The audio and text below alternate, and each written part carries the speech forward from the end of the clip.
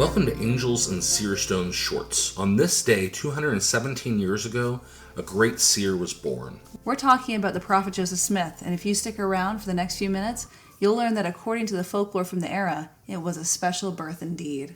Yes, it was. Latter-day Saint scripture includes a prophecy uttered by the ancient patriarch Joseph. You know the one I'm talking about, Joseph, whose brother sold him into Egypt. That same guy that Donny Osmond played as Joseph in the Technicolor Dreamcoat. According to this prophecy, Joseph would have a descendant who would also be named Joseph, and he would be a, quote, choice seer.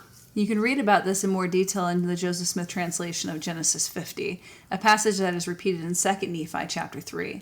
So of course this means that at least one ancient prophet predicted the coming of Joseph Smith.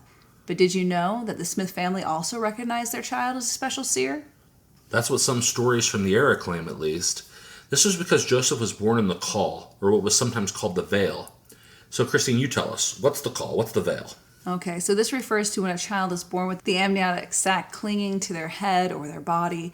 It's a strange sight to see, but super easy to remove. When I had my second child, my water didn't break, and he was born in the Caul. It was a pretty incredible experience, and we talk about it quite often. Yes, we do. So there are lots of ideas surrounding someone with such a veil. First, the veil itself, the amniotic sac, was preserved. This was because the sac was the key to the special gift that the child possessed. Sometimes the sac was passed down or sold as a lucky charm. It was said if a sailor owned a Caul, he would never drown. Charles Dickens' fictional character, David Copperfield, was born in the Caul, and his parents put up an advertisement selling it in the newspaper. And more commonly, being born in this way meant that you would have second sight. Depending on the country or time period, you might have visions or be able to see fairies or ghosts. This was a major selling point in advertisements for psychics in the 19th century. You'll find women claiming that they are the seventh daughter of a seventh daughter and born in the quote-unquote veil, which guaranteed their special abilities.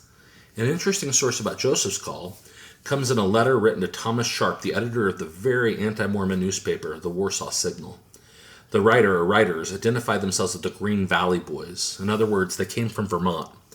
The writers claimed that they were acquainted with the Smith family before they relocated from Vermont to New York.